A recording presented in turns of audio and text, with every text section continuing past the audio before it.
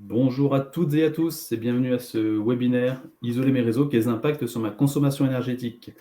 On va laisser un petit instant aux derniers participants pour se connecter et on entamera d'ici 1 à 2 minutes la présentation.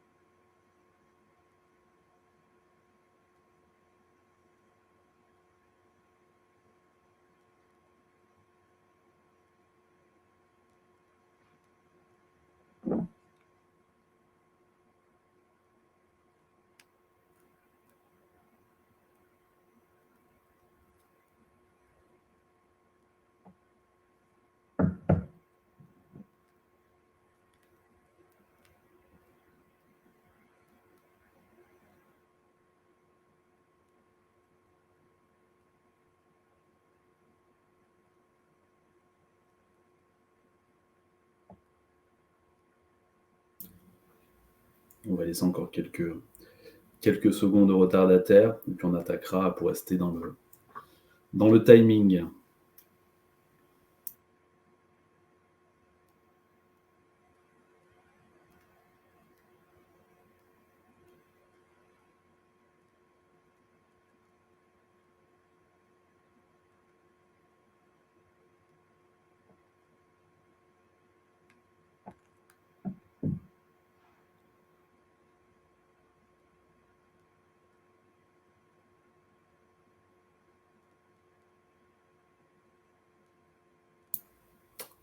Eh bien, je vous propose de commencer. Donc déjà, bonjour à tous. Merci d'être présents pour ce 3e et dernier webinaire de la série.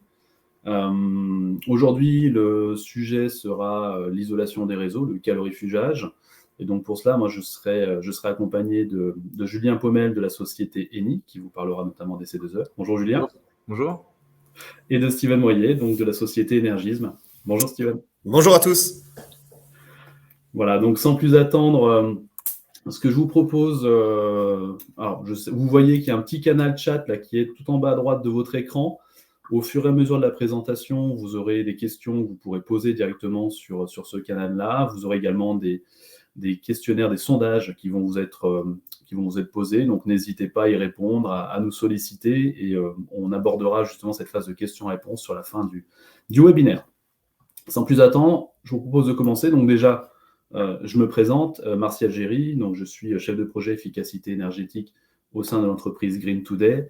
Alors Green Today, qui sommes-nous ? Nous sommes un bureau d'études ou un bureau conseil en efficacité énergétique. Nous avons été créés fin 2020 en pleine période Covid, mais nous accompagnons nos clients sur vraiment l'ensemble de la chaîne de valeur dédiée à l'énergie.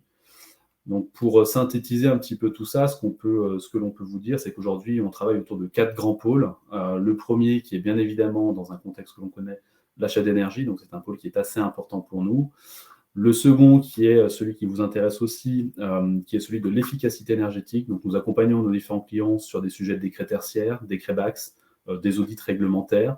On s'appuie beaucoup sur des solutions digitales, donc, dont Steven est le représentant aujourd'hui, donc, via la société Énergisme, donc, qui est une plateforme qui nous permet de maîtriser et de suivre un petit peu l'aspect énergétique de vos différents sites.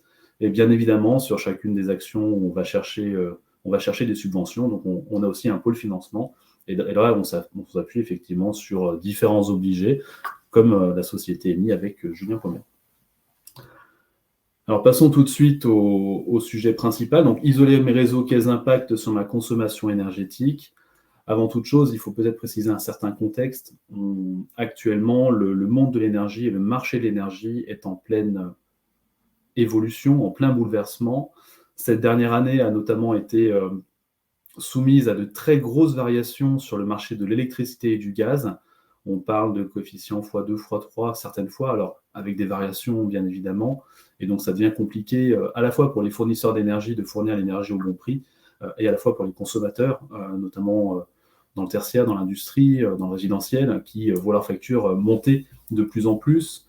Face à cela, l'État a quand même mis en place plusieurs outils, donc les droits à l'électricité nucléaire dans certains cas, avec une rehausse de plafond de droit à Rennes. Donc on est passé à 160 TWh 120 TWh pardon, en 2022 contre 100 en 2021. Mais bon, les demandes sont beaucoup plus fortes. Donc ça reste compliqué. Il y a des mécanismes d'écrêtement malheureusement qui viennent un peu en parallèle.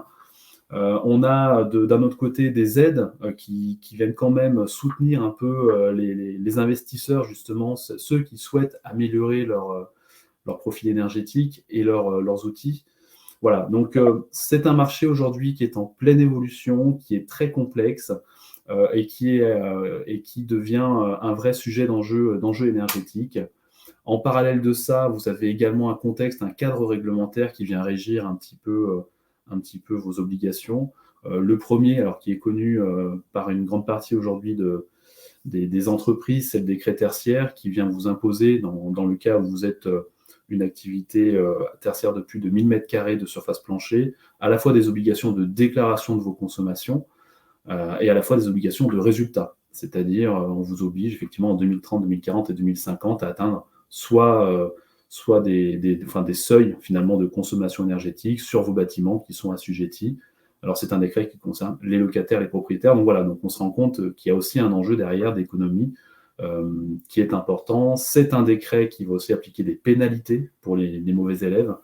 Donc il faut également bien le prendre en compte dans ce contexte-là. Et bien évidemment, de l'autre côté, vous avez le cadre, on va dire, standard, qui vient régir à la fois des constructions, à la fois des rénovations, pour l'ensemble des topologies de sites, notamment la réglementation thermique 2020 qui vient de sortir pour les nouveaux bâtiments, qui vient un peu modifier les différentes valeurs seuil, qui vient changer un peu certains standards de calcul. On a bien sûr toute la partie européenne. Enfin, voilà. On a un ensemble à la fois des contraintes économiques et des contraintes réglementaires qui font qu'aujourd'hui, effectivement, la performance énergétique est vraiment un enjeu important d'aujourd'hui, bien sûr, mais également de demain. Alors, le calorifugage, du coup, là-dedans, qu'est-ce qu'il vient faire ? Il est extrêmement important, tout simplement parce qu'il concerne notamment des installations de chaud et de froid. Et ces installations de chaud et de froid sont dimensionnées notamment par rapport à un cube, on va appeler ça la boîte, que vous avez en haut à droite, donc un bâtiment, alors lambda, j'entends, a tendance à perdre de l'énergie de façon naturelle, au travers de son isolation, tout simplement, au travers des déperditions liées à l'air. Et donc, vous dimensionnez pour conserver un confort à l'intérieur de cette boîte, à l'intérieur de ce bâtiment, ce que vous perdez, finalement, vous devez le compenser. Et donc, on le compense principalement à la fois par du chauffage, de la climatisation, de l'eau chaude sanitaire, mais également par d'autres besoins. Et le chauffage et la climatisation et l'eau chaude sanitaire sont notamment des besoins qui sont extrêmement importants. Donc, c'est vraiment eux qui vont jouer le plus sur la compensation de ces déperditions pour maintenir le confort à l'intérieur du bâtiment.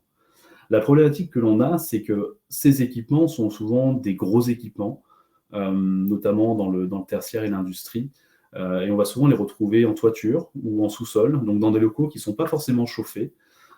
Et donc, effectivement, ça devient important d'isoler leur réseau. Alors, pourquoi ? Tout simplement parce qu'une chaudière, je vous donnerai un exemple juste après, une chaudière qui doit amener une température de fluide à un radiateur va du coup, si elle n'est pas isolée sur ce réseau-là, va du coup devoir consommer plus d'énergie pour apporter la même quantité d'énergie au bout. Donc, il y a des surconsommations forcément qui viennent en parallèle. On va augmenter le taux de charge de cet équipement et du coup, on va le faire vieillir un petit peu plus vite sur le plan, je dirais, maintenance. Voilà, donc avec du coup des rendements forcément qui sont un peu plus faibles vu qu'on consomme énormément pour très peu de réalité de température réelle en face pour maintenir ce confort à l'intérieur du bâtiment. Donc ça, c'est vraiment un contexte. Donc là, vous avez une photo d'une centrale de traitement d'air. On en a tous vu quelques-unes sur les toitures. Donc on se rend compte que c'est des équipements qui sont imposants, qui sont souvent en extérieur et qui ne sont pas isolés. Alors pour vous schématiser un petit peu et comprendre un peu pourquoi calorifugé, quelques chiffres. Simplement, un réseau non calorifugé sur du tertiaire, ça vous coûte finalement 15% de votre facture énergétique. Donc, ce n'est pas anodin, notamment ce que je vous disais par rapport à un contexte énergétique, à un marché de l'énergie qui est en plein boom. Mais ce qu'il faut, juste pour vous schématiser la chose, si jamais ce que vous avez en haut à droite, la petite image, on prend l'exemple d'une chaufferie simple. qui va envoyer dans les réseaux de l'eau à 70 degrés. Ce tuyau passe dans une pièce à 20 degrés. Donc, ce n'est pas forcément le cas de figure, c'est un cas de figure standard, mais on ne parle pas d'extérieur encore, on parle vraiment d'un local à 20 degrés. Sur 1 mètre de linéaire, pour un tuyau qui fait 1 pouce de diamètre, on va perdre l'équivalent de 60 watts par mètre. Alors, vous dites que c'est pas forcément, c'est pas représentatif. 60 watts, c'est l'équivalent d'une ampoule qui fonctionne finalement en continu durant toute l'année. Donc, je vais vous dire, si jamais demain vous passez dans une pièce et vous voyez une ampoule allumée toute l'année, à un moment donné, votre conscience va faire, vous allez prendre l'interrupteur, vous allez l'éteindre. Le problème avec les réseaux, c'est que vous ne pouvez pas le faire, vous ne le voyez pas. C'est pas quelque chose que vous pouvez visuellement constater, et donc c'est là où ça devient vraiment contraignant et important de bien faire un état des lieux de ce qui se passe. Donc cette ampoule, finalement, si vous regardez un peu cette consommation sur 1 mètre linéaire, et bien à l'année, chaque mètre linéaire, par rapport à un rendement de chaudière, par rapport à un nombre d'heures de fonctionnement, elle va vous coûter 90 € par an, par mètre linéaire. Il faut être conscient que des réseaux gaz, chaufferie, eau chaude sanitaire ou autres, on ne parle pas d'1 mètre, on parle de plusieurs dizaines, voire plusieurs centaines de mètres. Donc cette valeur, vous pouvez la multiplier ensuite par an sur l'ensemble de votre réseau. Donc ça peut très vite représenter des coûts qui sont importants, tout en sachant que ça dépend à la fois de la température du fluide qui passe dans la canalisation, à la fois de la température de l'environnement de ce fluide, donc là l'exemple était 20 degrés, mais aussi à la fois de la dimension de votre réseau, donc la dimension du tuyau finalement dans lequel passe le fluide. Et on se rend compte que très vite, la facture peut grimper. Et donc, quelle solution finalement, et où il faut isoler? C'est un peu la grande question. En haut à gauche, vous avez une photo finalement d'un fonctionnement global de chaufferie. Alors c'est un peu le même principe pour la partie centrale de traitement d'air ou autre. Il y a un organe de production, on a la distribution, donc c'est toutes les canalisations, les vannes, les pompes, etc. Et ensuite, on a tout ce qui est émission. L'émission, c'est les radiateurs que vous avez dans vos pièces, par exemple. Ce qu'il va falloir calorifuger, donc c'est-à-dire isoler, préserver des déperditions que ça peut représenter, c'est notamment les différents réseaux en sortie de production et en distribution qui sont situés dans des locaux, dans des volumes qui ne sont pas chauffés, parce que c'est là que ça va représenter un maximum de déperditions et donc de coûts. Donc là, vous avez notamment 2 images qui vous représentent à quoi ça peut ressembler un réseau isolé, un réseau non isolé, hein, pour ceux qui voient les 2 images. Et donc finalement, on va calorifuger quoi? À la fois les linéaires, donc là vous avez l'exemple, un tuyau tout simple, hein, et à la fois ce qu'on appelle les points singuliers. Alors les points singuliers, ce sont notamment les vannes, les coudes, certains endroits finalement qui sont un petit peu particuliers, qui permettent d'interagir avec le réseau. Et donc pour cela, vous avez des aides qui vous sont proposées par les C2E, par l'État. Donc certains concernent les linéaires, d'autres concernent les différents points singuliers. Donc là, je laisserai Julien parler de ces différents sujets, parce que c'est vraiment quelque chose qui est important à connaître. Et donc, on isole, c'est très bien, mais il y a plein de techniques, il y a plein de coûts qui sont différents en fonction de ce que l'on met. Il y a des contraintes techniques qui viennent s'additionner à tout ça. Aujourd'hui, il y a 4 grandes techniques de calorifugage des réseaux. On va avoir la coquille isolante, donc la photo en haut à gauche. Donc là, c'est vraiment plus répandu. Donc c'est vraiment deux coquilles préfabriquées avec des diamètres différents, bien évidemment, que vous venez mettre autour de vos réseaux et donc il y a une petite coque en alu et il y a des fixations par fil de fer. Alors c'est quelque chose qui vaut un peu plus cher que les autres, mais c'est surtout quelque chose qui est beaucoup plus pertinent d'un point de vue isolation. C'est pour ça qu'on arrive à 13 € le mètre linéaire. C'est des moyennes sur ces choses-là, ça va dépendre des fournisseurs, etc. Bien évidemment. La seconde technique, c'est la bande de fibre isolante. Donc là, c'est la photo en haut à droite. Alors, c'est pas cher, donc c'est bien, ça permet au moins de faire des actions effectivement d'efficacité énergétique sur vos réseaux. Mais c'est des petites bandes en fait que vous venez enrouler directement sur le réseau. C'est beaucoup plus facile à mettre en place, notamment dans des endroits où vous n'avez pas forcément d'accessibilité.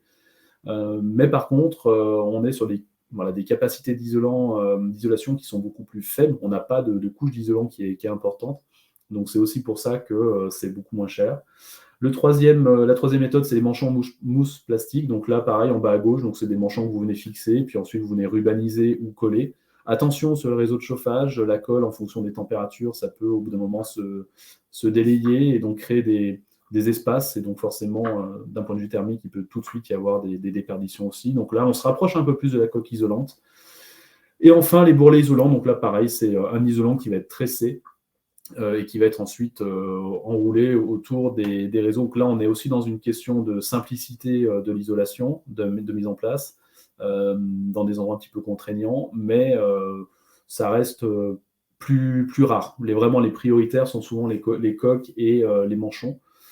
Voilà, donc c'est vraiment, il existe différentes méthodes, il existe différents fournisseurs, différentes capacités d'isolant, on va y venir juste après, et différentes méthodes de pose. Donc, je ne sais pas si vous avez actuellement des choses qui sont, voilà, des actions d'isolation de vos réseaux qui ont été mis en place, mais il faut bien faire attention, ne serait-ce que lorsqu'on traverse des murs, par exemple, avec ces isolants, que ça traverse bien, que l'isolation soit bien posée sur l'intégralité, qu'on ait bien le bon diamètre d'isolation, qu'on ait bien le bon diamètre de coque, de fourreau, etc., etc. Donc, c'est des choses anodines, mais c'est des choses qu'il faut préciser.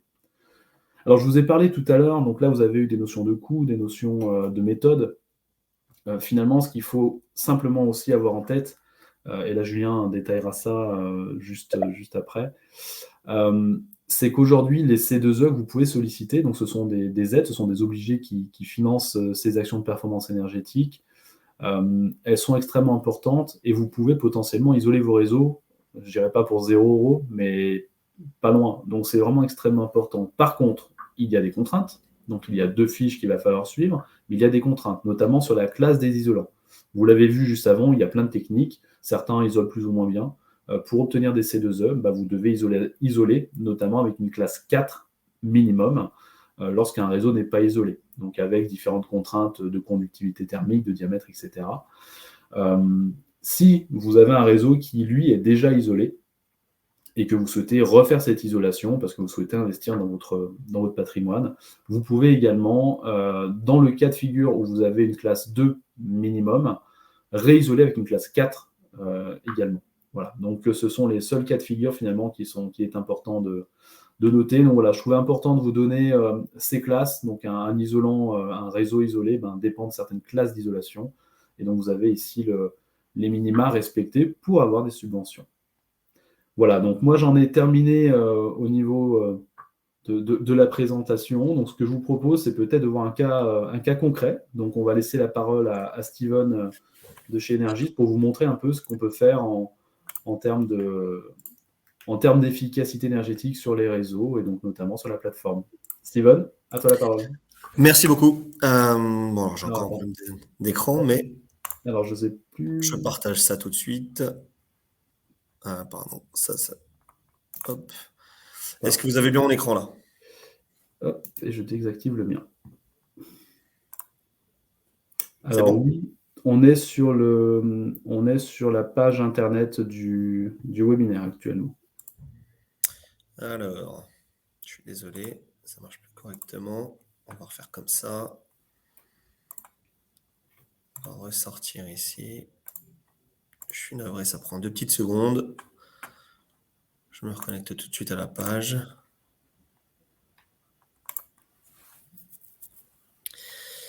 Hop.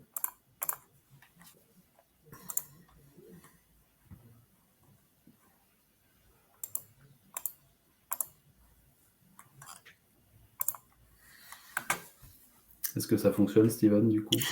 Ça arrive tout de suite. Tout de suite, je suis désolé. J'ai un problème d'affichage en fait, et donc du coup, c'est ce qui... Exactement, Gustavo. Le temps d'aller chercher un café. ouais, c'est ça à peu près. Normalement, ça devrait fonctionner. Hein. Alors... Hop, là, je vais me reconnecter tout de suite et je vais vous montrer ça tout de suite.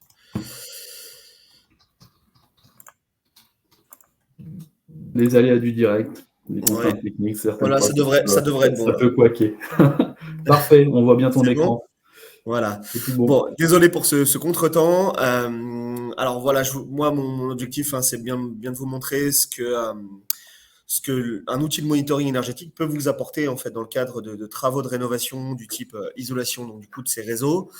Et donc du coup bien comprendre la philosophie qu'a un outil de ce type dans la mesure de ce que ça va pouvoir vous apporter en termes de gains énergétiques et de gains financiers également, parce que les deux sont liés.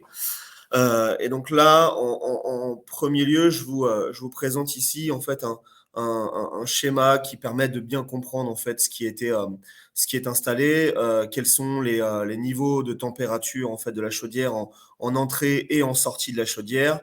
L'action de calorifugage des réseaux va bien entendu influer directement sur les consommations de la chaudière, puisque la température d'eau rentrant dans la chaudière, qui va ensuite être réchauffée pour ensuite être renvoyée sur le réseau, le delta que vous allez avoir entre les deux va permettre justement un gain énergétique dès lors que la température de l'eau entrante est plus élevée, elle aura besoin d'être moins chauffée pour ensuite être envoyée sur le réseau. Donc là, en fait, c'est ce qu'on vous montre un petit peu sur ce schéma-là. Vous avez votre chaudière qui apparaît ici, voilà, avec des informations autour de la chaudière et la date des débuts des travaux en fait qui ont été générés autour du calorifugage. Votre schéma de principe en fait qui apparaît ici avec des sondes qui ont été positionnées sur la chaudière, donc du coup avec les températures aller et retour et les températures extérieures également, en fait, qui font partie aussi des notions à prendre en considération parce que toute cette corrélation en termes de consommation versus ce qui se passe à l'extérieur du bâtiment vont avoir un rôle à jouer. Donc là, on a des capteurs qui sont sur notre chaudière et donc qui nous permettent d'avoir un accès à la température de retour, température aller,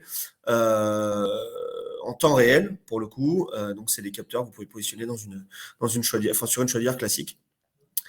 Là-dessus, il y a pas mal de fabricants qui proposent ce type de capteur et donc du coup qui vous permettent d'avoir ces informations en temps réel.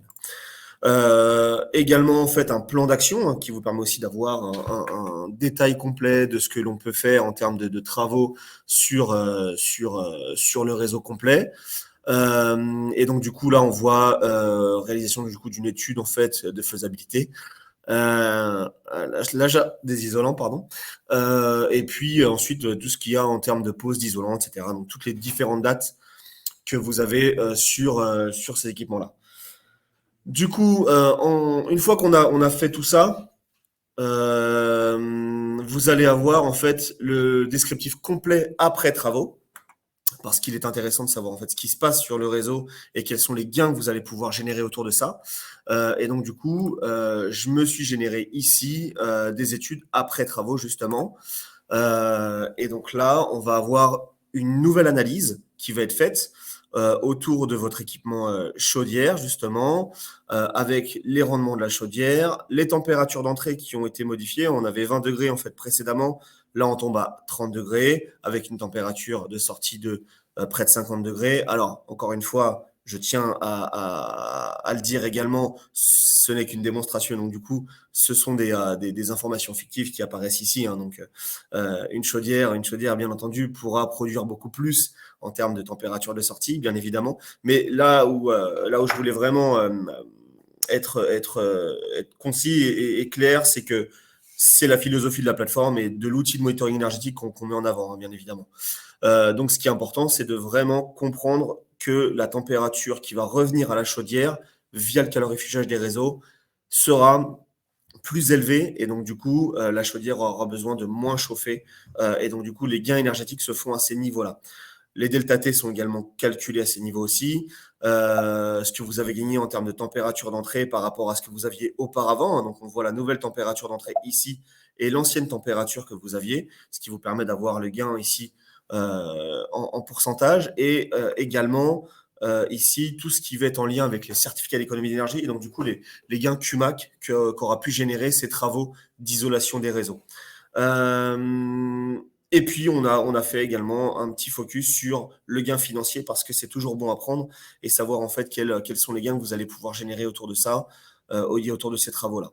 Donc ça, c'était vraiment le avant-après de tous les travaux générés sur le réseau et les rendements de la chaudière qui ont été impactés directement par ce calorifugage. On vous met également en fait des évolutions de température, etc., avec une température de consigne, température avant action et après action. Et donc du coup, le différentiel que vous pouvez observer ici. Donc là, on observe tout de suite les gains directs sur ce genre d'action. Au-delà de tout ça, ce qu'on peut également faire, c'est générer du reporting parce qu'il est intéressant aussi en fait de suivre ces actions et donc de pouvoir communiquer autour des bénéfices que l'on a pu tirer de ces actions menées. Et donc là, en termes de reporting, on va se retrouver avec des reportings qu'on peut générer. Donc, c'est des masques de rapports qui sont faits, qui sont paramétrables à 100%, sur lesquels on va pouvoir également générer des abonnements. C'est-à-dire, je veux recevoir ce rapport à la maille hebdo, mensuel, annuel, en fonction de ce que j'aurais réalisé en termes de travaux sur mes sites. Et donc, du coup, aussi, tous les rapports, en fait, sont accessibles et donc, du coup, reprennent justement une trame de ce que vous avez pu voir sur les tableaux de bord juste avant ça. On retrouve un peu les mêmes indicateurs de ce qu'on a vu tout à l'heure. Dernier sujet, quand vous réalisez ces travaux de rénovation sur des réseaux, des organismes de certification peuvent intervenir et donc du coup vous remettre des certificats qui permettent d'attester justement de la bonne installation, des bons isolants avec les bonnes caractéristiques techniques sur votre installation d'eau. Et donc, du coup, là, on a également la possibilité de venir poser des documents, quels qu'ils soient, sur la plateforme, de manière à centraliser l'intégralité des informations et donc, du coup, d'avoir votre organisme certificateur, en fait, qui vous émet un document que vous pouvez venir directement déposer sur la plateforme. Là, on voit, j'ai la fiche produit isolation donc de calorifugage qui est en lien avec les certificats d'économie d'énergie et donc du coup ce que va évoquer juste après Julien. Mais vous pouvez également poser directement des fiches techniques d'équipement, par exemple, les fiches techniques en fait des isolants sélectionnés, les fiches techniques de la chaudière directement. Voilà, donc c'est tous ces éléments-là qu'on va pouvoir positionner dans la plateforme, permettant un accès direct et surtout en fait une centralisation de l'ensemble des documents sur l'ensemble de vos sites. Voilà. Moi, j'en ai fini pour la présentation de l'outil. J'espère que ça a été clair et je suis encore désolé pour le petit contretemps qu'on a eu tout à l'heure.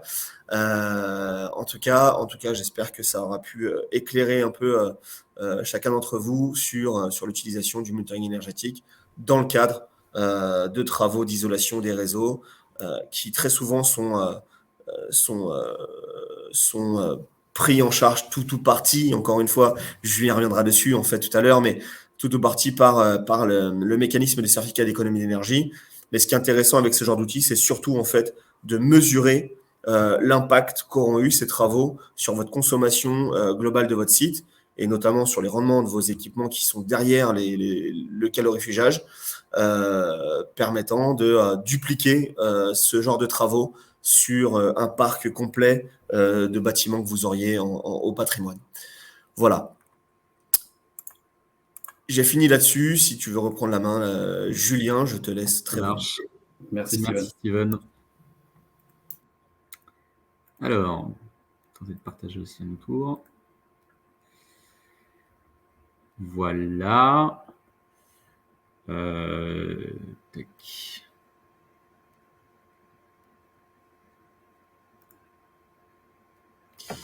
J'espère que tout le monde voit le document.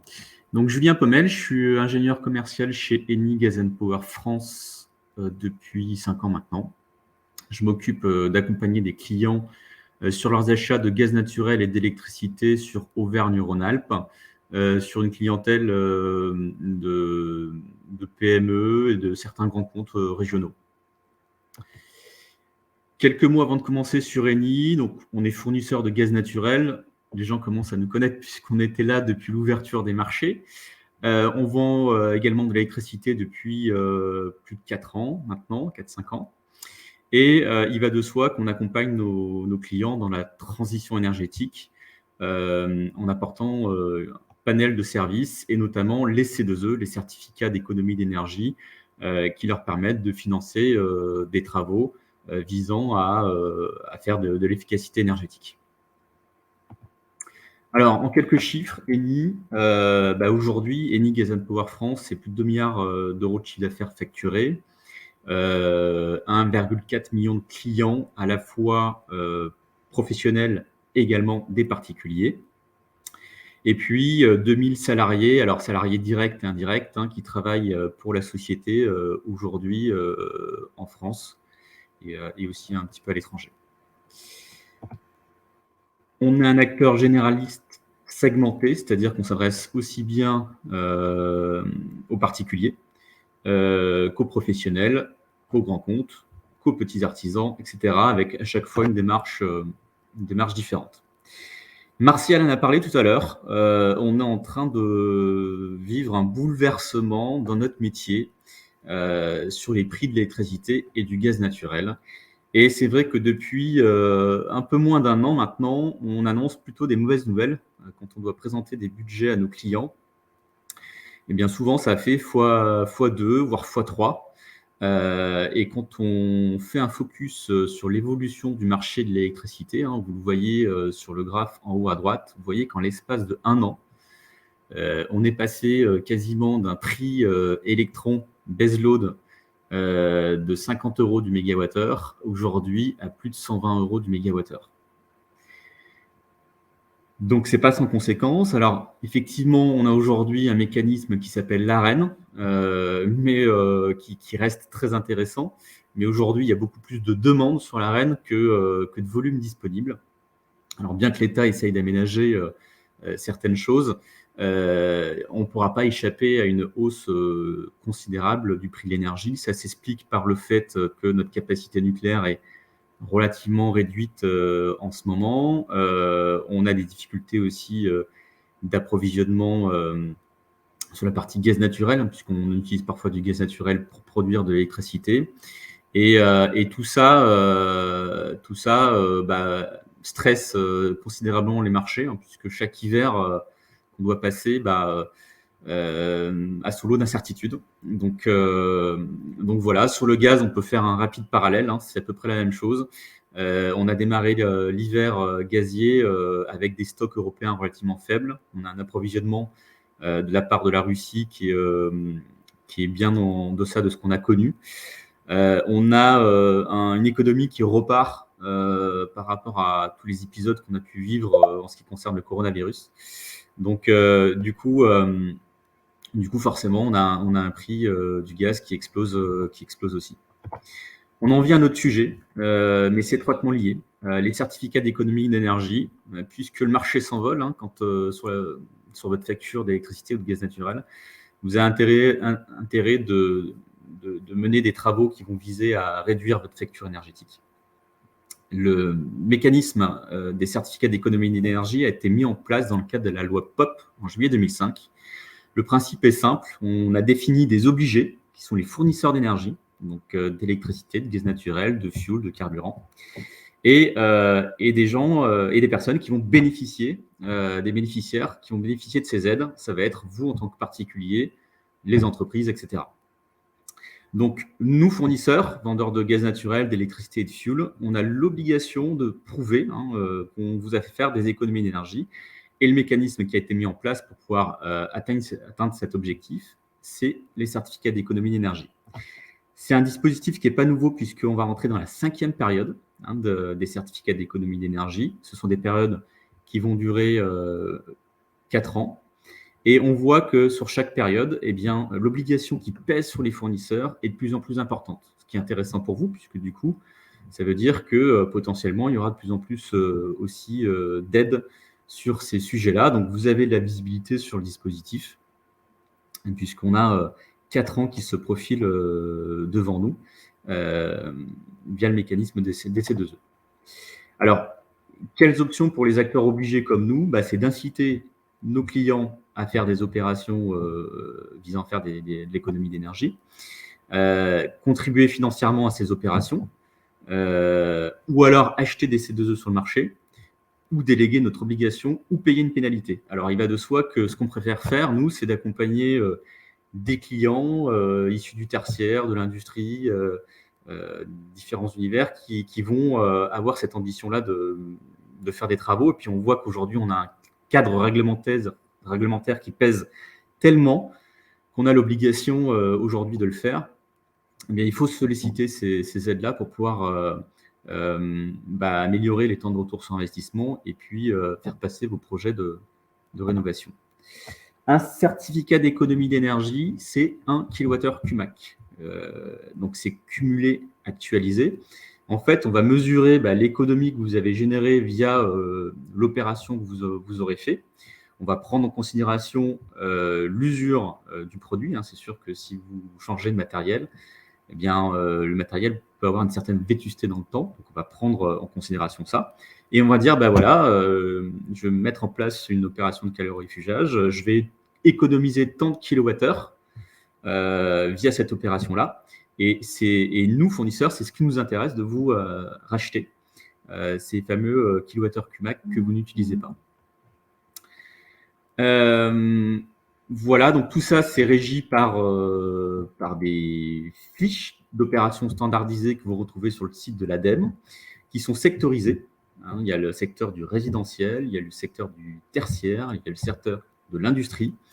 Je vous recommande de vous faire accompagner dans le choix de la bonne fiche, parce que ça paraît tout bête comme ça, mais si, par exemple, vous êtes un industriel et que vous avez un local de 1000 m² qui sert à stocker des produits finis, je ne vais pas utiliser les fiches d'opération standardisées industrie, mais je vais utiliser les fiches d'opération standardisées tertiaires. Effectivement, je suis un industriel, mais mon bâtiment, il a plutôt un usage tertiaire puisque je stocke des produits finis. Donc, du coup, je vais utiliser les règles de cette fiche-là. Les fiches, elles ressemblent à ça. Alors, vous avez aussi le calcul qui est exposé pour calculer le gisement. Et ce calcul, il va dépendre de plusieurs facteurs. Il va dépendre du type du produit que vous utilisez, du secteur d'activité, de la zone climatique, etc. etc. Et toutes les règles du jeu sont définies dans cette fiche-là. Donc, vous avez simplement à faire un calcul pour estimer un gisement potentiel. Alors, comment ça marche concrètement? Demain, vous avez un projet. Vous en parlez à Green Today, qui va faire l'analyse avec vous, vous dire si c'est éligible ou pas. On va calculer le gisement potentiel des C2E. On va dire, ça représente tant de kilowattheures QMAC. Moi, en tant qu'acteur obligé, je vais vous faire une proposition de rachat selon les prix du marché. Je vais vous dire, écoutez, oui, ça m'intéresse de vous faire une proposition et de vous accompagner financièrement dans la démarche. Si on arrive à se mettre d'accord sur les conditions, on signe une convention entre les différents parties. Et derrière, vous menez vos travaux. Une fois que vos travaux sont finis, que vous avez réceptionné vos travaux, derrière, on vous verse la prime 3 mois après, généralement. Voilà. Donc, attention au choix de l'obligé qui vous accompagne. C'est vrai qu'aujourd'hui, on retrouve un petit peu de tout sur le marché. Nous, on s'engage à vous payer 3 mois à l'issue des travaux. Et d'autres vont mettre beaucoup plus de temps puisqu'ils vont attendre de déposer le dossier au niveau du pôle national des C2E. Alors, tous les travaux sont éligibles. Beaucoup de travaux qui visent à faire des économies d'énergie sont éligibles. Ils sont référencés sur le site de l'ADEME. Ça va toucher l'isolation des murs, le changement de la chaudière et du coup, le calorifugage, sur lequel je vais faire un petit zoom. Donc, de quoi parle-t-on? D'une source importante de déperdition au sein des bâtiments. Martial en a parlé tout à l'heure. Cet isolant doit être de classe 4 minimum. Donc, quand on regarde sur tout le parc immobilier qui date avant les années 2000, 50 à 70% du parc immobilier peut être intéressé. Ça représente 2 à 3% de gain sur le rendement d'une chaudière. Ça dépend de la longueur de la tuyauterie. Comment l'aide des C2E est calculée? Ça dépend de la zone climatique et aussi de la longueur du réseau chauffé. Les points sur lesquels il faut être vigilant, et j'ai vu des dossiers parfois assez surprenants, sachant qu'en plus, systématiquement, ces opérations sont contrôlées. Il y a un contrôle COFRAC qui est fait, mais des fois, je vois passer des devis où en fait, l'installateur dit que il y a tant de mètres linéaires qui peut être pris en compte dans le cas de la fiche C2E, et il comptabilise dans ces mètres linéaires les endroits qui sont chauffés. En fait, il faut savoir que vous pouvez bénéficier d'aide forcément sur du calorifugage sur un réseau qui passe dans un volume non chauffé aujourd'hui. Ça paraît bête, mais certains le tentent. Donc, voilà. Il faut vraiment être vigilant sur ce point. L'isolation doit être de classe 4 minimum. Donc, si vous voulez remplacer l'isolant, il faut qu'il soit l'isolant vétus doit être d'une classe inférieure ou égale à 2. Donc, un petit exemple de temps de retour sur investissement. Sur une taille de 143 mètres de réseau chauffé isolé, un investissement pour le calorifugage de 12 300 €, eh bien, on voit avec l'économie qu'on va pouvoir générer par le biais de ce calorifugage est à peu près 2 100 € par an. Alors, les calculs sont peut-être à reprendre quand on voit l'évolution du marché, hein. Et le montant des C2E, des aides, est évalué à 5 900 €, ce qui nous fait un reste à charge de 6 400 € et un temps de retour sur investissement brut de 3 ans. Donc, c'est un exemple parmi tant d'autres. Mais voilà, ça a le mérite de mettre en exergue que ce type d'opération est relativement intéressant. Et voilà, donc si vous avez des projets, je vous invite à vous rapprocher de Green Today pour cela. Voilà, j'en ai fini pour ma part. Je vais arrêter le partage. Merci Julien. Voilà. Et merci Julien. Merci à tous. Écoutez, je vous propose qu'on passe directement aux questions-réponses. Je vois qu'il me reste encore 10-15 petites minutes pour répondre aux questions. On a déjà quelques-unes. Je vous invite vraiment à nous poser vos questions. On va pouvoir les répondre tout de suite. Donc, n'hésitez pas à nous poser vos questions sur le chat si vous en avez des questions.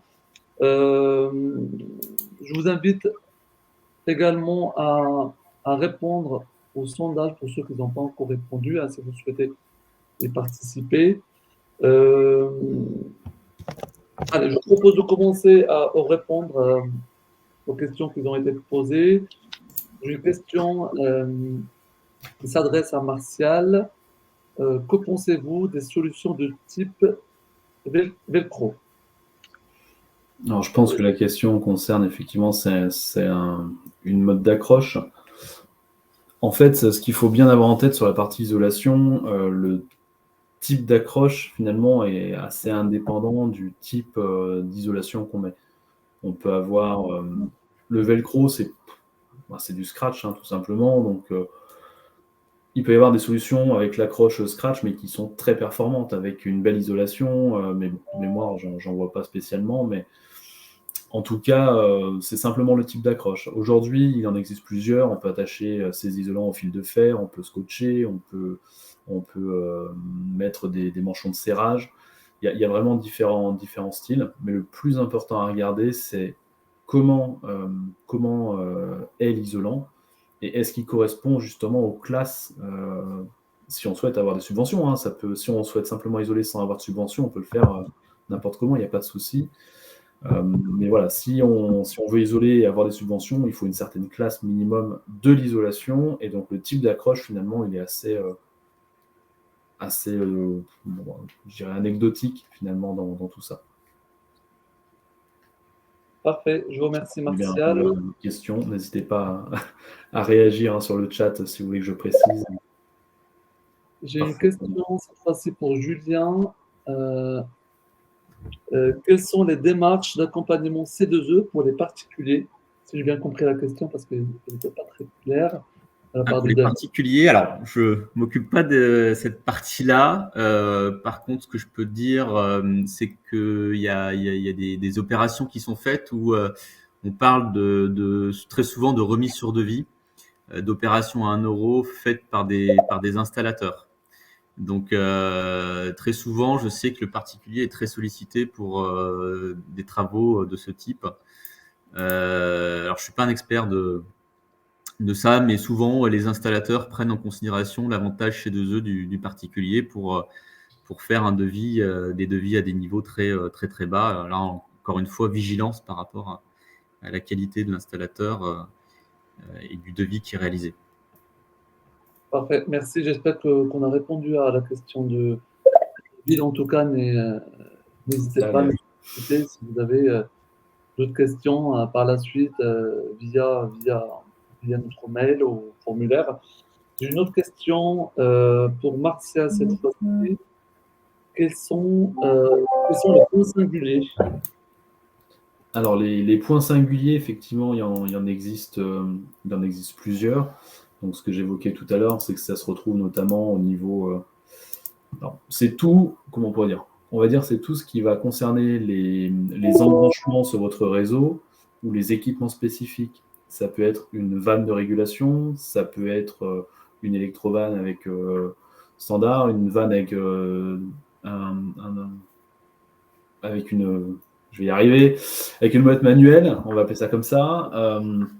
Il y en a vraiment pour tous les styles, mais de façon générale sur les réseaux, on va retrouver surtout les vannes, les pompes, certains coudes ou certains points un petit peu particuliers, mais voilà, ça reste assez standard sur ce qu'on retrouve sur les réseaux. Parfait, parfait. Je vous remercie. Je te remercie, Martial, pour cette réponse. J'ai du coup une autre question pour toi, Martial. Donc, par rapport aux classes d'isolation, pouvez-vous nous préciser l'aspect des classes d'isolation? Alors, effectivement, les classes d'isolation, les tableaux que j'ai pu vous présenter tout à l'heure, ce sont des comment on pourrait dire? Ce sont des standards qui ont été fixés notamment sur la partie isolation. Donc, il en existe 6 grandes catégories de classes d'isolants qui vont dépendre justement de la conductivité de l'isolant, de la canalisation, fonction de son diamètre, bien sûr. Et donc, dans le cadre de ces 2 os, ce qu'a précisé Julien tout à l'heure, c'est qu'on va retrouver dans le cas des C2E des obligations minimales de classe. Donc, plus on monte en classe, donc notamment 4, 5, 6, plus on va avoir des isolants qui sont performants. Et c'est tout l'intérêt des fichiers 2E, c'est de promouvoir la performance énergétique. Et donc, au travers de ces isolants de classe 4, 5, 6, c'est ce que retranscrit finalement la fiche. Parfait, merci. J'ai une question pour Steven. Peut-on mesurer les gains via donc la plateforme pour des actions de calorifugage? Les gains, tu les as au travers directement des gains énergétiques, ou que tu multiplies par le prix de l'énergie que tu achètes actuellement, en fait. Donc, du coup, oui, en effet, on peut le faire comme ça c'est une évidence. Après, ce qui nous remonte depuis les capteurs et donc, du coup, depuis le plan de mesurage que vous auriez mis en place au préalable, c'est évidemment, en fait, du kilowattheure qui nous remonte. C'est pas forcément des euros. Donc, après, il y a ce petit travail à réaliser autour de combien j'achète mon énergie et en fonction des gains en kilowattheure, je sais faire la traduction en euros. Parfait, parfait. Super. Écoutez, je vous remercie pour votre réponse. Je vois que le temps passe vite. En tout cas, merci pour votre participation à tous.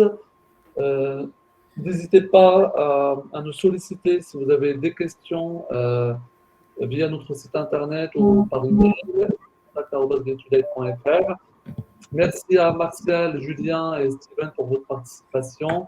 Je vous souhaite une excellente journée à tous et je vous dis à très bientôt. Merci. Merci. Au revoir. À très bientôt. Merci à tous.